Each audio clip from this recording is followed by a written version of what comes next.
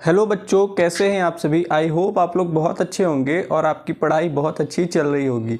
Last class में हमने combustion and flame chapter को कंप्लीट कर लिया था। इस चैप्टर को हम स्टार्ट करने जा रहे हैं जिसका नाम है conservation of plants and animals. इस चैप्टर में हम पढ़ेंगे कि कैसे हम अपने प्लांट्स एंड एनिमल्स को कंजर्व कर सकते हैं, मतलब उन्हें हम सेफ़ रख सकते हैं, क्योंकि आजकल आप देख रहे हैं कितनी सारी प्रॉब्लम्स उनके साथ हो रही हैं।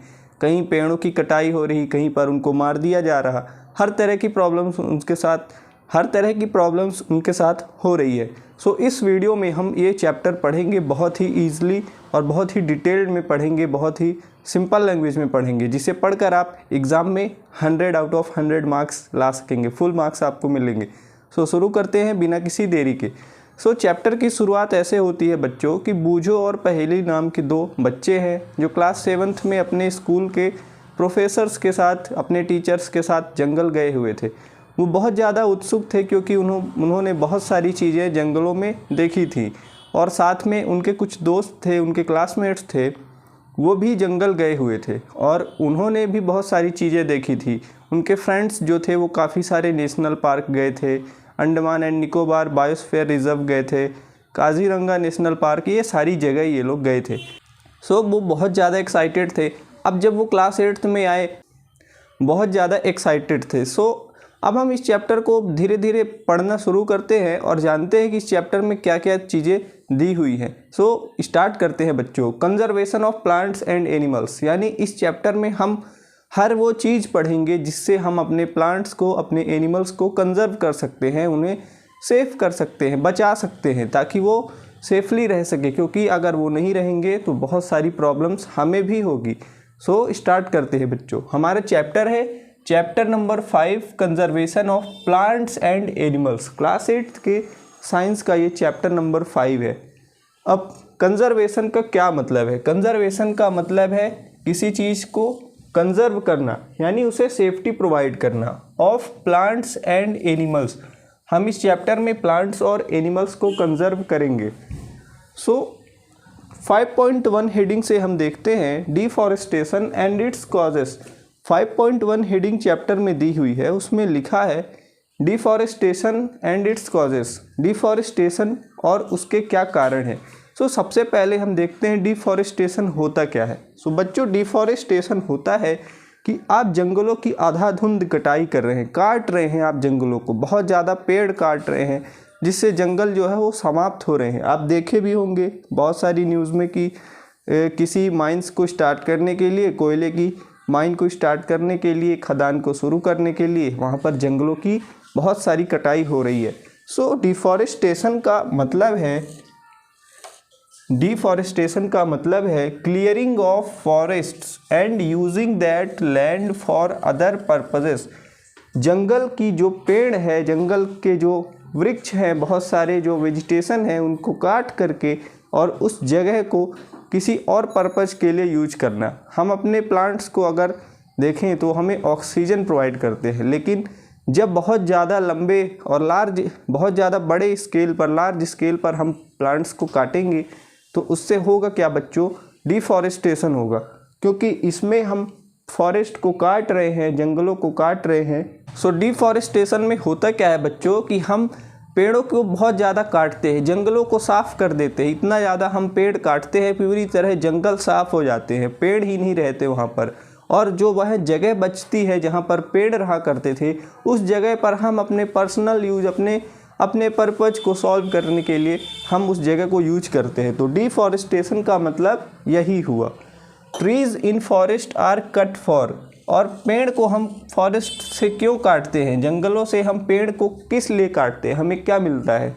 हमें मिलता है land, procuring land for cultivation. हमें ज़मीन मिलती है, सबसे ज़रूरी और सबसे कीमती चीज़ हमें मिलती है लैंड फॉर कल्टीवेशन। हालांकि इस लैंड को हमें नहीं यूज करना चाहिए, क्योंकि ये जंगलों की जगह थी, यहाँ पर पेड़ हुआ करते थे, दूसरों की जगह हमें नहीं लेनी चाहिए।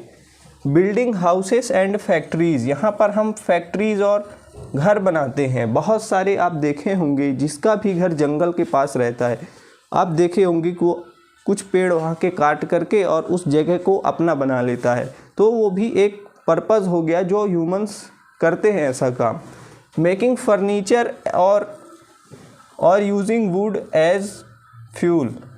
फर्नीचर बनाना, लकड़ी के जो भी फर्नीचर हैं, जो भी टेबल, कुर्सी, मेज, ये सब, बेड वगैरह, ये सब चीज़ें बनाना, और यूजिंग वुड एज फ्यूल, और या तो फिर उस लकड़ी को हम फ्यूल के रूप में यूज करें। आप देखे होंगे बहुत सारे लोग जो जंगल में रहते हैं या जंगल से सटे हुए घर जिनके घर जो है जंगल के पास में है, वो क्या करते हैं, पेड़ों की कटाई करते हैं, बहुत ज़्यादा पेड़ को काटते हैं, या तो फिर उन जो पेड़ कटे हुए हैं उनको, उनकी लकड़ी को यूज करके और अपने घर में खाना बनाते हैं, या फिर कहीं उन्हें बाज़ार में सेल भी कर देते हैं, जैसे ढाबा में सेल कर दिए, रेस्टोरेंट में सेल कर दिए। तो इन जगहों में वो सेल करके और पैसे भी कमाते हैं। तो डिफॉरेस्टेशन का मतलब हुआ बच्चों उस जगह को काटना, और डिफॉरेस्टेशन का मतलब हुआ बच्चों की जंगलों की सफाई करना, पेड़ों को बहुत लार्ज स्केल पर काटना, और जो उस जगह है, जो वहाँ पेड़ जहाँ रहते थे, उस जगह को अपने पर्पज़ के लिए, अपने खुद के यूज के लिए, हम उसे अपने खुद के काम के लिए उसे यूज करना। तो ये हो गया डिफॉरेस्टेशन की डेफिनीशन। सम नेचुरल कॉजेस, अब ऐसा नहीं है कि सिर्फ ह्यूमंस ही, सिर्फ हम लोग ही फॉरेस्ट को हटाते हैं, फॉरेस्ट डिफॉरेस्टेशन के कारण सिर्फ हम ही हैं। कुछ नेचुरल कॉजेस भी हैं, कुछ ऐसे नेचुरल जो नेचर के कारण जंगल साफ़ हो रहे हैं, जंगल ख़त्म हो रहा है, कुछ नेचर भी उसका वजह है, जैसे फॉरेस्ट फायर, जंगलों में आग लग जाना। कभी कभी कुछ ऐसी वजह होती है, इतनी ज़्यादा धूप है, गर्मियों में क्या होता है, बहुत ज़्यादा टेम्परेचर होता है बच्चों, तो कभी कभी जंगल में अपने आप आग लग जाती है। पत्तों की खड़खड़ाहट से पत्ते जो है आपस में, जब बहुत ज़्यादा आंधी और धूप रहती है, तो उनमें आपस में भी फ्रिक्शन के कारण उनमें आग लग जाती है। सीवियर ड्रॉट, और बहुत ज़्यादा अगर बाढ़ आ जाए, जैसे आप अभी न्यूज़ में देखेंगे उत्तराखंड में काफ़ी ज़्यादा ड्रॉट हुआ था, काफ़ी ज़्यादा पानी जो है वहाँ पर जंगल जो है उनके नष्ट करने के कारण उत्तराखंड में काफ़ी ज़्यादा बाढ़ आई हुई थी, जिसकी वजह से बहुत ज़्यादा लार्ज स्केल पर प्लांट्स जो है वो मर गए थे, प्लांट्स जो है उखड़ गए थे ज़मीन से और वो नष्ट हो गए थे। वहाँ पर का जो जंगल है, वहाँ का जो फॉरेस्ट एरिया है वो कम हो गया था। तो कुछ नेचुरल कॉजेस हैं और बहुत ज़्यादा ह्यूमन कॉजेस हैं। ह्यूमंस की वजह से ज़्यादा ये चीज़ें हो रही हैं डिफॉरेस्टेशन, और नेचर तो अपना है, नेचर कभी उसे बिगाड़ता है और कभी उसे बना भी देता है। तो नेचर को हम दोष नहीं दे रहे यहाँ पर, बस हम बता रहे हैं कि कुछ नेचुरल कॉजेस भी यहाँ पर होते हैं। सो बच्चों, डिफॉरेस्टेशन से होते क्या हैं, उसके रिज़ल्ट क्या हैं। अगर बहुत ज़्यादा हम प्लांट्स को काटेंगे, पेड़ों को हम काटेंगे, ट्रीज़ को, तो उसका रिज़ल्ट क्या निकलेगा। तो यही हम पढ़ने जा रहे हैं, कॉन्सिक्वेंसेस ऑफ डिफॉरेस्टेशन। कॉन्सिक्वेंस का मतलब है रिज़ल्ट, किसी भी चीज़ का परिणाम। तो आप समझ सकते हैं कि हम अगर बहुत ज़्यादा डिफॉरेस्टेशन करेंगे तो उसके क्या परिणाम निकलेंगे। तो हम यहाँ पर कुछ पॉइंट्स लिखे हैं, यहाँ पर हम 5 पॉइंट्स से समझेंगे कि क्या उसके रिज़ल्ट निकलेंगे। सो कॉन्सिक्वेंसेस ऑफ डिफॉरेस्टेशन, रिज़ल्ट जो निकलेगा अगर आप बहुत ज़्यादा डिफॉरेस्टेशन करेंगे तो वो होगा increase in temperature, pollution and level of carbon dioxide. Temperature बहुत बढ़ जाएगा, अर्थ का टेम्परेचर बहुत ज़्यादा बढ़ जाएगा, ग्लोबल वार्मिंग होगी और पॉल्यूशन होगा, बहुत ज़्यादा पॉल्यूशन होगा आसपास। आपने देखा होगा एयर पॉल्यूशन होगा, वाटर पॉल्यूशन, साउंड पॉल्यूशन, बहुत सारे पॉल्यूशन होंगे। और level of CO2, carbon dioxide का जो लेवल है वो बहुत ज़्यादा इंक्रीज़ हो जाएगा। तो ये पहले पॉइंट थे, आप यहाँ पर देख सकते हैं हमने बहुत ही ब्यूटीफुल तरीके से इसको एक्सप्लेन भी किया है कि अगर आप ज़्यादा प्लांट्स काटेंगे तो पहले इतना था फिर इतना, ऐसे मतलब हमने इंक्रीजिंग ऑर्डर में आपको समझाया है ताकि आपको एग्ज़ाम में याद रहे। उसी तरह हम देखेंगे यहाँ पर सेकेंड पॉइंट बच्चों, सेकेंड पॉइंट में है ग्राउंड वाटर लोअर। जो ग्राउंड वाटर है, जो हम बोरवेल के थ्रू, ट्यूबवेल के थ्रू जो पानी हम ज़मीन से निकालते हैं वो और नीचे चला जाएगा, क्योंकि अगर प्लांट्स नहीं रहेंगे, जंगल नहीं रहेगा तो वहाँ पर हरियाली नहीं रहेगी, घास नहीं रहेगी और बारिश कम होगी। तो हमने यहाँ पर देखा ग्राउंड वाटर लोअर, और भी ज़्यादा आपको नीचे ज़मीन में, अर्थ में गड्ढे करने पड़ेंगे, ट्यूबवेल को और नीचे करना पड़ेगा उसको, इसलिए ग्राउंड वाटर लोअर हो जाएगा, बहुत ज़्यादा नीचे चला जाएगा। और आजकल हो भी रहा है, आप बड़े बड़े सिटीज़ में देख ही रहे हैं, जहाँ पर प्लांट्स नहीं है वहाँ पर ऐसी प्रॉब्लम्स हो भी रही हैं। उसी तरह बच्चों disturb the balance in nature, nature का जो बैलेंस है वो डिस्टर्ब हो जाएगा। नेचर का बैलेंस से क्या मतलब है, जहाँ पर प्लांट्स रहते हैं बच्चों वहाँ पर हरियाली रहती है, वहाँ पर प्लांट्स और एनिमल साथ साथ रहते हैं, ह्यूमंस भी रहते हैं, सब एक इकोसिस्टम तैयार होता है। मगर आप सोच लीजिए कि प्लांट्स अगर नहीं रहेंगे, जंगल यदि नहीं रहेंगे तो वहाँ पर बारिश नहीं होगी, गर्मी ज़्यादा पड़ेगी, और जो वाटर साइकिल है, क्योंकि बारिश नहीं होगी तो वाटर साइकिल डिस्टर्ब होगी, वाटर साइकिल डिस्टर्ब होगी तो पानी कम बरसेगा। तो ये सारी चीज़ें होंगी जिस वजह से उसका जो इकोसिस्टम है, उसका जो नेचर का बैलेंस है वो पूरी तरह डिस्टर्ब हो जाएगा। इसलिए हमें ज़रूरी है कि हम डिफॉरेस्टेशन ना करें, हम प्लांट्स की कटिंग ना करें। तो ये हमने थर्ड पॉइंट समझा, disturb the balance in nature. So इसके बाद हम फोर्थ पॉइंट देखेंगे जो कि इससे कनेक्टेड है, और जो है rainfall and fertility of soil decrease. यहाँ पर इसको हमने डिक्रीजिंग यानी कोई चीज़ अगर कम हो रही है तो उस हिसाब से हमने इसे एक्सप्लेन किया है। सो रेनफॉल यानी बारिश जो है वहाँ पर कम होगी, rainfall decrease and fertility of soil, fertility of soil भी डिक्रीज होगी, क्योंकि प्लांट्स यदि रहेंगे तो वहाँ पर ह्यूमस रहेगा, डेड मटेरियल जो हैं, ऑर्गेनिक जो मटेरियल हैं वो सॉइल में बने रहेंगे, वहाँ पर हर तरह के एनिमल्स रहेंगे जो कहीं ना कहीं फर्टिलाइजर्स मैन्योर्स को बनाने के लिए ऑर्गेनिक मैन्योर्स को बनाते हैं। अगर वहाँ पर प्लांट्स नहीं रहेंगे तो फर्टिलिटी ऑफ सॉइल भी कम हो जाएगी और हमारी जो क्रॉप प्रोडक्शन है वो भी बैड तरह से, बुरी तरह अफेक्टेड होगी। तो हमने 4 पॉइंट्स अभी तक देख लिए। लास्ट पॉइंट हम देखते हैं बच्चों, increased chances of natural calamities. Natural calamities जैसे कि फ्लड एंड ड्रॉट्स, बहुत ज़्यादा बाढ़ आने लगेगी और बहुत ज़्यादा ड्रॉट होने लगेगा। ड्रॉट यानी कि बहुत ज़्यादा पानी की कमी हो जाएगी, सूखा पड़ जाएगा। तो यदि इन चीज़ों से आपको बचना है, नेचुरल कैलामिटीज़ यानी जो प्राकृतिक आपदाएं हैं, जो ये चीज़ें नेचर के थ्रू होती हैं, तो अगर आप नेचर को डिस्टर्ब करेंगे, क्योंकि प्लांट्स भी नेचर का ही पार्ट है, जंगल जो है नेचर का ही पार्ट है। अगर जंगल रहेंगे तो ऑक्सीजन हमें बहुत ज़्यादा अच्छी क्वांटिटी में मिलेगी, लेकिन अगर ये चीज़ें नहीं रहेंगी प्लांट्स तो इन तरह की प्रॉब्लम्स आएंगी। तो आई होप आपको ये अच्छी तरह से समझ में आ रहा होगा।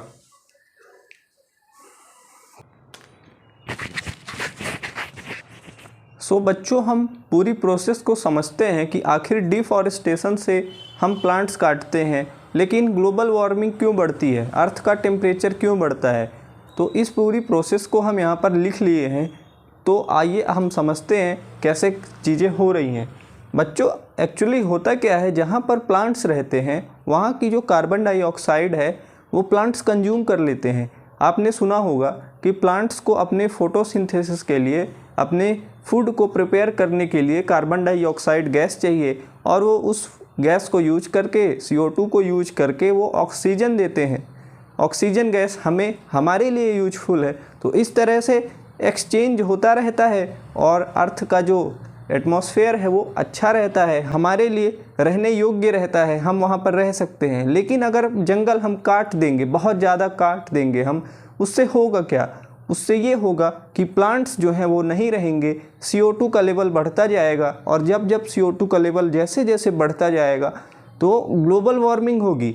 तो CO2 बढ़ रहा, लेकिन ग्लोबल वार्मिंग क्यों हो रही? एक्चुअली बच्चों होता क्या है, जब प्लांट्स जो हैं वो CO2 कंज्यूम नहीं कर पाते, कम प्लांट्स रहते हैं, CO2 का लेवल बढ़ता है, तो होता क्या है, जो सन से, अगर आप ऐसा समझिए कि ये सन है और सन से अर्थ में जो रेज आ रही हैं, जो सूर्य की रोशनी आ रही, वो अर्थ कुछ एब्जॉर्ब कर लेती है, कुछ रिफ्लेक्ट कर देती है।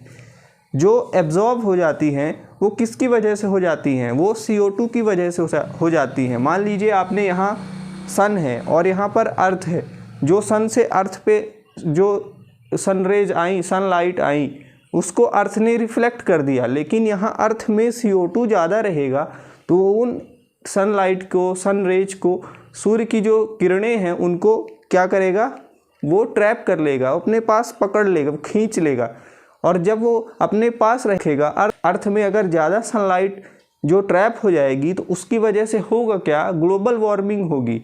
और साथ में ओजोन लेयर भी डिप्लीट होगी। ओजोन लेयर आप देखे होंगे अर्थ के चारों तरफ एक लेयर होती है जो हमें अल्ट्रावायलेट रेज से, अल्ट्रावायलेट रेज, सन की रेज कैसे होती है अल्ट्रावायलेट, हम उन्हें शॉर्ट फॉर्म में यूवी रेज बोलते हैं।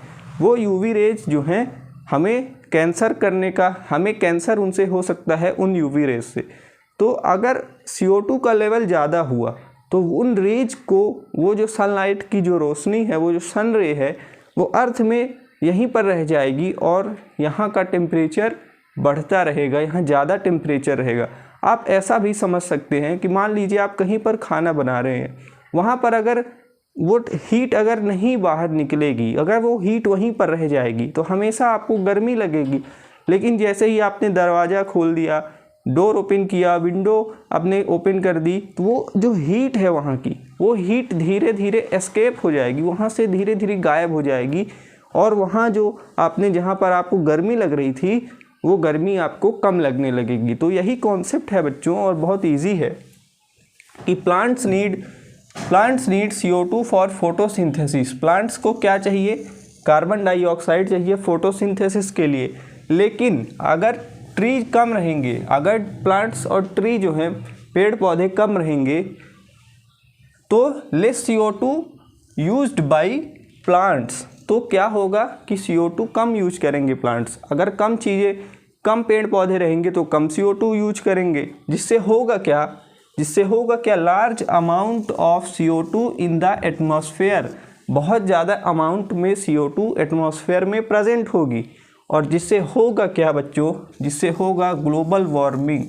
जिससे होगा क्या? Global warming. ग्लोबल मतलब अर्थ को आप एक ग्लोब मानिए, हम अर्थ को एक ग्लोब मानते हैं, तो उस ग्लोब में वार्मिंग होगी। वो ग्लोब क्या है? हीट होने लगेगा, उसमें एनर्जी जो है ज़्यादा रहेगी, वो हीट के फॉर्म में एनर्जी ज़्यादा रहेगी। तो हम अर्थ को एक ग्लोब मानते हैं ज्योग्राफी में, तो इससे हम इस वर्ड को दिए हैं ग्लोबल वार्मिंग। तो यही वजह है ग्लोबल वार्मिंग की। CO2 traps the heat rays reflected by the earth. CO2 जो है वो ट्रैप कर लेता है। ट्रैप का मतलब बंधक बना लेना, अपने पास पकड़ के रखना। तो CO2 जो हीट रे है, जो सनलाइट की जो हीट रे है, सनलाइट में गर्मी होती है, हीट होती है, तो उनको अपने पास पकड़ के रखता है, छोड़ता ही नहीं है। जिससे होता क्या है कि अर्थ में ग्लोबल वार्मिंग बढ़ जाती है, ग्लोबल वार्मिंग होती है। The increase in the temperature on the earth. Earth में जो टेम्परेचर इंक्रीज हुआ है उससे होगा क्या? Disturbs the water cycle. Water cycle disturb होगी एंड में रिड्यूस रेनफॉल। और जब वाटर साइकिल डिस्टर्ब होगी तो रेनफॉल कम होगी, बारिश कम होगी। जहाँ पर प्लांट्स नहीं रहेंगे वहाँ पर बारिश धीरे धीरे कम होने लगती है। तो ये आपने यहाँ तक समझ लिया। और जिससे होगा क्या बच्चों? ड्रॉट। जिससे होगा क्या? सूखा पड़ जाएगा। तो ये हमने CO2 के कारण देखा कि कैसे ग्लोबल वार्मिंग हो रही और CO2 कैसे हेल्प करती है ग्लोबल वार्मिंग को, और हमें क्या है ज़्यादा से ज़्यादा नुकसान पहुंचाती है। तो हमने अभी तक पढ़ लिया। इसके बाद हम सॉइल से रिलेटेड पढ़ेंगे कि डिफॉरेस्टेशन अगर ज़्यादा होगा तो क्या क्या वजह होगी। अब हम सॉइल में क्या चेंजेस होंगे अगर हम बहुत ज़्यादा प्लांट्स को काटेंगे, ट्रीज को काटेंगे, तो सॉइल में क्या चेंजेस होंगे, इसके बारे में देखते हैं बच्चों। तो बच्चों अब देखते हैं कि डिफॉरेस्टेशन से सॉइल में क्या क्या चेंजेस होते हैं, सॉइल की किन किन प्रॉपर्टीज़ में चेंज होता है, बदलाव होता है। अगर बहुत ज़्यादा हम प्लांट्स को, ट्रीज़ को काटेंगे तो सॉइल में क्या चेंजेस होंगे। Major cause of change in soil properties. Deforestation is a major cause of change in soil properties. बहुत ज़्यादा कारण है इसका जिस वजह से सॉइल की प्रॉपर्टीज़ में चेंज होता है। किन प्रॉपर्टीज़ में? जैसे कि सॉइल का ह्यूमस ज़्यादा होना, सॉइल की pH होना, सॉइल में जो फर्टिलिटी है उसका प्रेजेंट होना, और सॉइल में आप जैसे समझ लीजिए कि कहीं पर रेत ज़्यादा है, किस टाइप की सॉइल है उसकी वो एक प्रॉपर्टीज़ हो गई। सॉइल कितनी नरम है या मुलायम है, एक तरह से सॉफ्ट कितनी है ना। कुछ सॉइल को हम यूज करते हैं जैसे अपने बाल को धुलने के लिए, जैसे काली मिट्टी हो गई, मुल्तानी मिट्टी हो गई। अगर प्लांट्स नहीं रहेंगे तो सॉइल की प्रॉपर्टीज़ ही बदल जाएंगी, उसके जो फीचर्स हैं वही बदल जाएंगे। Physical properties of the soil get affected by plantation and vegetation. जो सॉइल की फिजिकल प्रॉपर्टीज़ है वो चेंज हो जाएंगी क्योंकि effect bye plantation and vegetation, क्योंकि प्लांटेशन और जो वेजिटेशन है, वो जो जंगल में वनस्पतियां हैं, जो प्लांट्स हैं, सो सॉइल की फिजिकल प्रॉपर्टीज़ जो हैं वो चेंज हो जाएंगी क्योंकि इनका जो प्लांटेशन है और जो वेजिटेशन है, जो जंगलों में वेजिटेशन पाई जाती है और जो प्लांट हैं वो सब नष्ट हो जाएंगे, जिस वजह से उसकी चेंज हो जाएगी properties. Few trees means soil erosion maximum. अगर प्लांट्स कम रहेंगे तो सॉइल इरोजन जो है वो ज़्यादा होगा। यहाँ पर आप इसको समझ सकते हैं। अगर कम पेड़ रहेंगे, जैसे कि अगर हम कुछ प्लांट्स को अगर हम काट दें, मान लीजिए हमने इस तरह से कुछ प्लांट्स को काट दिया, वहाँ से गायब हो गए प्लांट्स, तो इससे होगा क्या कि सॉइल इरोजन, सॉइल को, मिट्टी को बांध कर रखते हैं। किसी भी प्लांट्स को आप अगर उखाड़ेंगे, आप छोटे से पौधे को भी उखाड़ेंगे तो उसके आप देखेंगे कि उसकी जड़ के साथ साथ कुछ मिट्टी जो है वो चिपकी हुई है, वो अपनी जड़ में कुछ मिट्टी को बांध रखा है।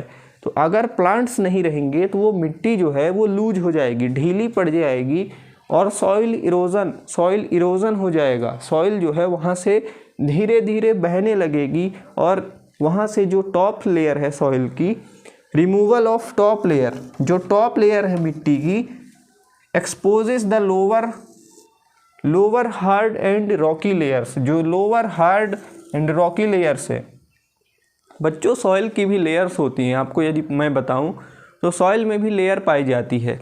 कभी भी आप सॉइल को अगर ऊपर वाली लेयर को आप हटाएंगे तो देखेंगे नीचे हार्ड लेयर होती है, बड़ी बड़ी और चट्टान होती है, बड़े बड़े पत्थर होते हैं जो जिनमें प्लांट्स बहुत कम ग्रो करते हैं, बहुत मुश्किल से ग्रो करते हैं।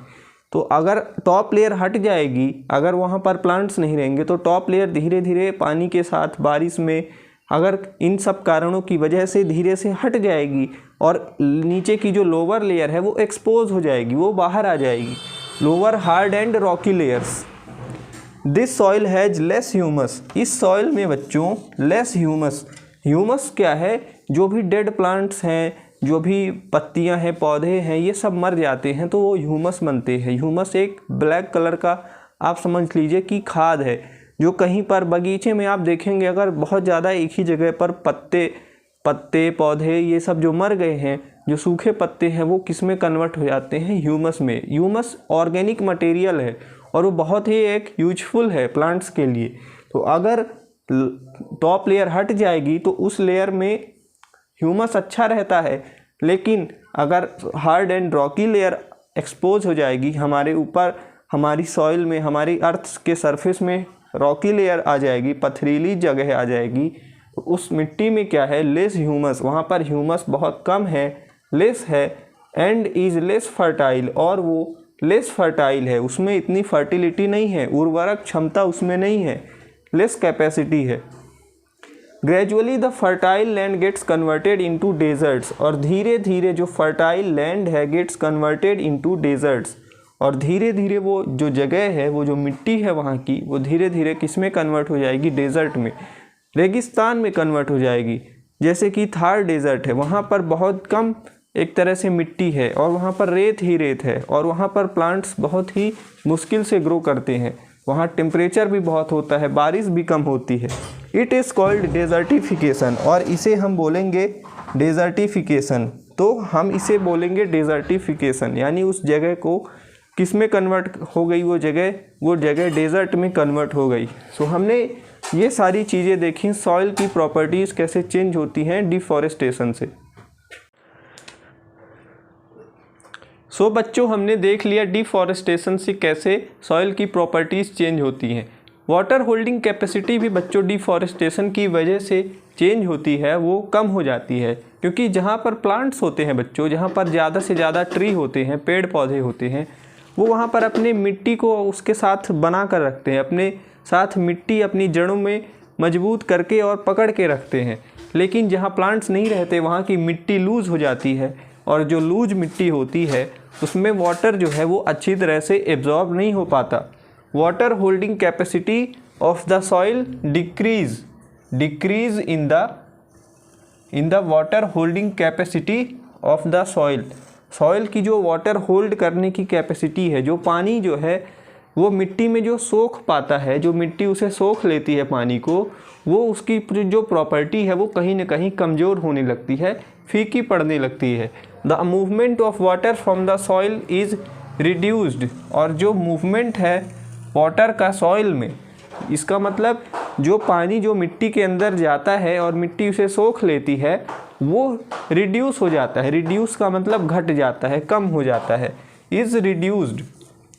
सो देयर आर फ्लड्स, सो इसी वजह से बाढ़ आने की चांसेस, बाढ़ आने के जो चांस रहते हैं, जो खतरा रहता है बाढ़ आने का वो ज़्यादा रहता है। अगर वहाँ जंगल नहीं रहेंगे, पेड़ पौधे नहीं रहेंगे तो वहाँ पर जो मिट्टी है वो लूज हो जाएगी, पानी अच्छे से सोख नहीं पाएगी। तो अगर थोड़ी सी भी बारिश हुई, हल्की फुल्की बारिश हो गई तो वहाँ पर क्या होगा, बाढ़ आ जाएगी। So there are floods. The other properties of the soil like nutrient content, जो न्यूट्रिएंट कंटेंट है, जो सॉइल में न्यूट्रिएंट्स हैं, माइक्रो न्यूट्रिएंट्स और मैक्रो न्यूट्रिएंट्स, टेक्सचर, जो सॉइल का टेक्सचर है, उसकी बनावट है, जो उसका आकार है, वो सब भी चेंज हो जाएगा। Is also change, gets also change because of deforestation. Deforestation की वजह से जो सॉइल की अन्य प्रॉपर्टीज़ हैं, जो अन्य फीचर्स हैं, जैसे कि न्यूट्रिएंट कंटेंट, टेक्सचर, ये सब भी चेंज हो जाएंगे। सो बच्चों, हमने डिफॉरेस्टेशन से रिलेटेड हमने अभी तक सारी चीज़ें कवर कर ली है कि डिफॉरेस्टेशन होता क्या है। हमने सबसे पहले उसकी डेफिनेशन देखी, उसके बाद हमने देखा कि डिफॉरेस्टेशन के क्या कॉन्सिक्वेंस है, मतलब क्या परिणाम है, मिट्टी में क्या परिणाम है, सॉइल में, एयर में, हमारी अर्थ में ओवरऑल क्या उसके रिजल्ट हैं। तो हमने इस वीडियो में डिफॉरेस्टेशन अच्छी तरह से कवर कर लिया है। अगली वीडियो इसके बाद हम पार्ट 2 में, बच्चों ये पार्ट 1 है, पार्ट 2 में हम कंजर्वेशन से रिलेटेड पढ़ेंगे, जैसे national park, wild life sanctuary और प्रोटेक्टेड एरियाज़, बायोस्फीयर रिजर्व क्या होते हैं। तो इन सारी चीज़ों के बारे में हम पढ़ेंगे। सो इस वीडियो को हम यहीं तक रखते हैं बच्चों। आई होप आपको लेक्चर पसंद आया होगा। अगर पसंद आया होगा, अगर कुछ यूजफुल कंटेंट आपको इससे मिला, आपको कुछ सीखने को मिला, तो आप अपने दोस्तों के साथ शेयर कीजिए, इस वीडियो को लाइक कीजिए और सब्सक्राइब कीजिए। मिलते हैं नेक्स्ट क्लास में बच्चों, तब तक के लिए थैंक यू।